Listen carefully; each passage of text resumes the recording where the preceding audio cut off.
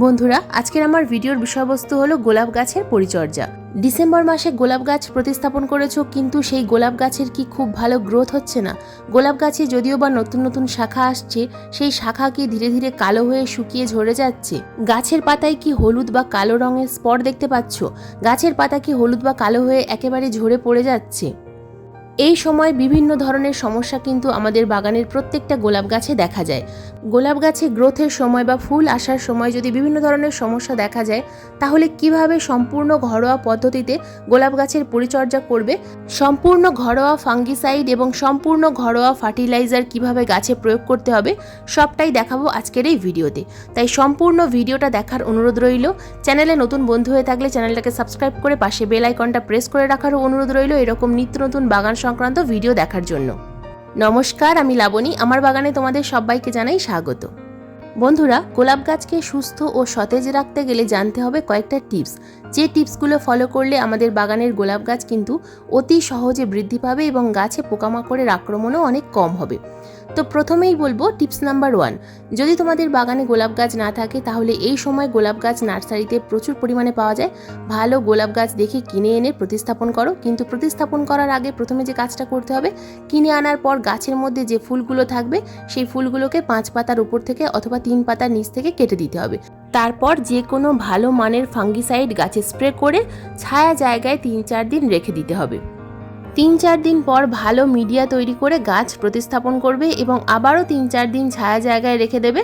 তারপর গাছ ফুল সানলাইটের মধ্যে রাখতে হবে। গোলাপ গাছ প্রতিস্থাপন করার জন্য কিভাবে মাটি তৈরি করতে হবে সেটা আমি আগের ভিডিওতে দেখিয়েছি। তো সেই ভিডিওর লিঙ্ক আমি ডেসক্রিপশন বক্সে দিয়ে দেবো, তোমরা চাইলে কিন্তু দেখে নিতে পারো। Tips number 2।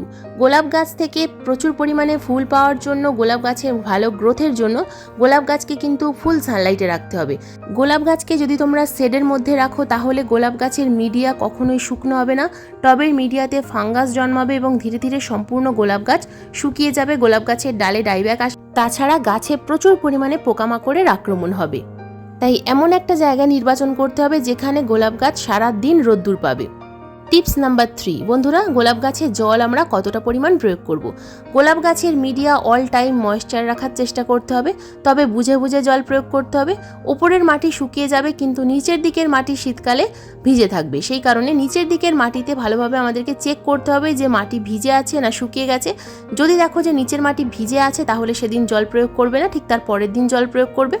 তবে যেহেতু আমি গাছে আজ খাবার প্রয়োগ করব, সম্পূর্ণ তরল খাবার, একটা ঘরোয়া খাবার প্রয়োগ করব, সেই কারণে আমি গতকাল টবের মিডিয়াতে কোনো জল প্রয়োগ করিনি এবং সেই কারণে টবের মিডিয়া একেবারে শুকিয়ে গেছে। প্রতিদিন একেবারেই জল প্রয়োগ করা যাবে না। টবের মিডিয়া শুকনো হলে তবেই কিন্তু গোলাপ গাছে আবার দ্বিতীয়বার জল প্রয়োগ করতে হবে। অতিরিক্ত জল প্রয়োগ করলে টবের মিডিয়াতে ফাঙ্গাস জন্মাবে, গাছের পাতা কুঁকড়ে যাবে। বিভিন্ন ধরনের সমস্যা কিন্তু গোলাপ গাছে আসবে অতিরিক্ত জল প্রয়োগ করার কারণে। তাছাড়া আমাদেরকে সব সময় লক্ষ্য করতে হবে যে টবের ড্রেনেজ ব্যবস্থাটা সঠিক আছে কিনা। গোলাপ গাছের ড্রেনেজ ব্যবস্থা যদি সঠিক না থাকে, তাহলে কিন্তু গোলাপ গাছ ঝিমিয়ে যাবে এবং সম্পূর্ণ গোলাপ গাছ হঠাৎ করেই মারা যাবে। তাছাড়া প্রতি মাসে 2 বার গোলাপ গাছের মিডিয়া খুশে দেওয়ার চেষ্টা করবে। টবের মিডিয়া যেন কখনো শক্ত হয়ে জমাট বেঁধে না যায়। Tips number 4। বন্ধুরা, গোলাপ গাছের যখন গ্রোথের সময় হয়, ঠিক সেই সময় একটা বড় সমস্যা দেখা যায়, সেটা হলো এলা ডাল বা শাকার ডাল। এলা ডাল বা শাকার ডাল ঠিক গ্রাফটিং নোটের নিচ থেকে আসে। গ্রাফটিং নোট তোমরা দেখতেই পাচ্ছ যে মোটা অংশটা, এটা হলো গ্রাফটিং নোট। গোলাপ গাছের গ্রাফটিং নোটের ঠিক নিচ থেকে যে ডালগুলো আসে, সেই ডালগুলোকে সবসময় ভেঙে দেওয়ার চেষ্টা করবে, একদম গোড়া থেকে ভেঙে দেবে। তা না হলে কিন্তু এই ডালগুলোতে কখনোই ফুল আসবে না এবং ওপরের দিকের যে আসল গাছ, সেই আসল গাছ ধীরে ধীরে শুকিয়ে মারা যাবে এবং নিচের দিকের এই এলা ডালগুলো তাড়াতাড়ি বৃদ্ধি পাবে। তো এই এলা ডালটাকে ভেঙে দেওয়ার পর আমি সঙ্গে সঙ্গে ফাঙ্গিসাইডের প্রলেপ ভালোভাবে লাগিয়ে দিলাম। যদি তোমাদের গোলাপ গাছে এইরকম এলা ডাল বা শাকার ডাল আসে, তাহলে কিন্তু এগুলোকে কেটে দেওয়ার চেষ্টা করবে। Tips number 5। বন্ধুরা, আমাদের গোলাপ গাছে প্রচুর ফুল ফোটে, সেই ফুলগুলো শুকিয়ে যায়। তো সেই শুকিয়ে যাওয়া ফুলগুলোকে আমাদেরকে কিন্তু কাটারের সাহায্যে কেটে দিতে হবে। এটাকে বলা হয় ডেড হেডিং। তো এই কাজটা করলে তবেই কিন্তু পরবর্তী ফুল গাছে আসবে খুব তাড়াতাড়ি। তাছাড়া আমাদের গাছে কিন্তু এই সময় প্রচুর পরিমাণে ব্লাইন্ড শুট দেখা যায়, গাছের মধ্যে কোনো নতুন শাখা আসে না। তো যদি এইরকম সমস্যা হয়, তাহলে কিন্তু এরকম 3 পাতার নিচ থেকে এবং 5 পাতার উপর থেকে কেটে দেওয়ার চেষ্টা করবে। টিপস নাম্বার 6, বন্ধুরা আমাদের গোলাপ গাছে এই সময় প্রচুর পরিমাণে ফাঙ্গাস প্রবলেম হয়। হলুদ পাতা বা কালো পাতা দেখতেই পাচ্ছ, সামনে দেখাচ্ছি যেরকম, এই সমস্যাটা কিন্তু খুব বেশি দেখা যায়। সম্পূর্ণ ঘরোয়া ফাঙ্গিসাইড এই সময় গাছে প্রয়োগ করতে হবে। তো আমি এর জন্য নিয়েছি 2 লিটার জল স্প্রেয়ার বটলের মধ্যে। এর সঙ্গে আমি মিশিয়ে দেবো 50 ml দুধ, কাঁচা দুধ। এই কাঁচা দুধ আমরা যদি গাছে স্প্রে করতে পারি দুর্দান্ত রেজাল্ট দেখা যায়। কাঁচা দুধ যেমন ফাঙ্গিসাইডের কাজ করে, ঠিক তেমনই কিন্তু কাঁচা দুধের মধ্যে আছে প্রচুর পরিমাণে ক্যালসিয়াম। তাই কাঁচা দুধ 2 লিটার জলের মধ্যে 50 ml মিশিয়ে দিয়ে গাছের পাতায় খুব ভালোভাবে স্প্রে করলে গাছে কিন্তু ফাঙ্গাসের প্রবলেম একেবারেই আর থাকে না। তাই এটা যদি তোমরা 15 দিন অন্তর অন্তর একবার করতে পারো সকালবেলার দিকে, তাহলে গাছে দেখবে ফাঙ্গাস প্রবলেম আর একেবারেই থাকবে না। ফাঙ্গিসাইড প্রয়োগ করার প্রয়োজনই পড়বে না। যদি কাঁচা দুধ না থাকে সেক্ষেত্রে তোমরা 1 লিটার জলের মধ্যে একটা অ্যালোভেরার পাতা ভালোভাবে পেস্ট করে মিশিয়ে সেই জল গাছের পাতায় স্প্রে করবে প্রতি সপ্তাহে একবার। এই রকম বিভিন্ন ধরনের ঘরোয়া উপাদান যদি আমরা আমাদের বাগানের প্রত্যেকটা গোলাপ গাছে স্প্রে করতে পারি তাহলে ফাঙ্গিসাইডের প্রয়োজন পড়ে না। তবে যে কোনো ঘরোয়া উপাদান বারে বেশি প্রয়োগ করতে হয়, তবেই কিন্তু ভালো রেজাল্ট পাওয়া যায়। বন্ধুরা এতক্ষণ তো বললাম গোলাপ গাছের পরিচর্যার কয়েকটা টিপস, যে টিপসগুলো ফলো করলে তোমাদের বাগানের গোলাপ গাছ সুস্থ থাকবে। কিন্তু গোলাপ গাছ থেকে প্রচুর পরিমাণে ফুল পাওয়ার জন্য, গোলাপ গাছে প্রচুর ব্যাসেল শুট আনার জন্য গোলাপ গাছে প্রয়োগ করতে হবে খাবার। আমরা সবাই জানি গোলাপ গাছ ভীষণ ফুডি গাছ। গোলাপ গাছে প্রতি সপ্তাহে খাবার প্রয়োগ করতে হয়, তবেই কিন্তু গোলাপ গাছ থেকে আমরা প্রচুর পরিমাণে ফুল পাই। তো যেহেতু আমরা টবে গাছ করি তাই বিভিন্ন ধরনের খাবার কিন্তু আমরা প্রয়োগ করব। তো প্রথমেই আমি একটা খাবার তোমাদেরকে দেখাবো, যে খাবারটা আমাদেরকে তৈরি করতে হবে, 2 দিন সময় লাগবে। তো এখানে দেখতে পাচ্ছ ডিমের খোসা। ডিমের খোসা, কাঁচা ডিমের খোসা, এগুলোকে খুব ভালোভাবে জলে ধুয়ে নিয়ে টুকরো টুকরো করে যে কোনো একটা পাত্রের মধ্যে দিতে হবে। তো কাঁচের পাত্র হলে খুব ভালো হয়, তবে কাঁচের পাত্র যদি না থাকে সেক্ষেত্রে তোমরা যে কোনো পাত্র ইউজ করতে পারো। তো আমি এখানে 5-6টা ডিমের খোসা খুব ভালোভাবে টুকরো করে পাত্রের মধ্যে দিয়ে দিয়েছি। এবার এই ডিমের খোসার মধ্যে দেবো আমি 200 ml ভিনিগার, যে কোনো ভিনিগার। আমার কাছে অ্যাপেল সাইডার ভিনিগার ছিল, তো তোমাদের কাছে যদি সাদা ভিনিগার থাকে সেটাই এখানে প্রয়োগ করবে। তো অনুষ্ঠান বাড়ির গ্লাসের 1 গ্লাস পরিমাণ ভিনিগার আমি এই ডিমের খোসার মধ্যে দিয়ে দিলাম। এই পাত্রটাকে চাপা দিয়ে ছায়া জায়গায় রেখে দিতে হবে। তো রাসায়নিক বিক্রিয়ার ফলে এর মধ্যে কিন্তু ক্যালসিয়াম তৈরি হবে, ক্যালসিয়াম এবং ফসফরাস, যেটা আমাদের গাছের জন্য ভীষণ উপকারী। তো কিভাবে গাছে প্রয়োগ করতে হবে সেটাও আমি দেখিয়ে দেবো। তো তার আগে তৈরি করব আরও একটা খাবার। একটা পাত্রের মধ্যে 1 লিটার জল নিয়েছি, 1 লিটার জলের মধ্যে দিয়ে দেবো আমি ঘুঁটে। তো এই ঘুঁটে যদি তোমাদের কাছে না থাকে সেক্ষেত্রে কিন্তু তোমরা এখানে গোবর সার বা ভার্মি কম্পোস্ট ভিজিয়ে দিতে পারবে। তো আমি এখানে নিয়ে নিয়েছি 2টো ঘুঁটে। 2টো ঘুঁটেকে খুব ভালোভাবে টুকরো করে নিয়ে 1 লিটার জলের মধ্যে ভিজিয়ে দেবো। আমি ডেসক্রিপশন বক্সে ঘুঁটের লিঙ্ক দিয়ে দেবো, তোমরা চাইলে কিন্তু অনলাইন থেকে বাই করতে পারো। তাছাড়া কিন্তু তোমরা গোবর সার বা ভার্মি কম্পোস্ট এখানে 1 বাটি পরিমাণ ভিজিয়ে দিতে পারবে। তো 2টো ঘুঁটেকে খুব ভালোভাবে টুকরো করে নিয়ে 1 লিটার জলের মধ্যে ভিজিয়ে রাখবো। এটাও কিন্তু আমি 2 দিনের জন্য ভিজিয়ে রাখবো। তো এর মধ্যে আমি আরও একটা উপাদান দেবো, এই ঘুঁটে, এবং এরপর যে উপাদানটা দেবো সেটা হলো চা পাতা। বন্ধুরা চা পাতা বা কফি পাউডার, এগুলো তো যে কোনো দুটোর মধ্যে যে কোনো একটা কিন্তু এই ঘুঁটের সঙ্গে ভিজিয়ে দিতে হবে। চা পাতা বা কফি পাউডার, এই 2টো উপাদানের মধ্যে আছে প্রচুর পরিমাণে নাইট্রোজেন। তাছাড়া এই 2টো উপাদান গাছের মাটিতে প্রয়োগ করলে গাছের মিডিয়া কিন্তু অ্যাসিডিক থাকে। আর আমরা সবাই জানি গোলাপ গাছ অ্যাসিডিক মাটি কতটা ভালোবাসে। গোলাপ গাছের মাটি যদি অ্যাসিডিক না হয় তাহলে কিন্তু গোলাপ গাছে ফুল আসে না।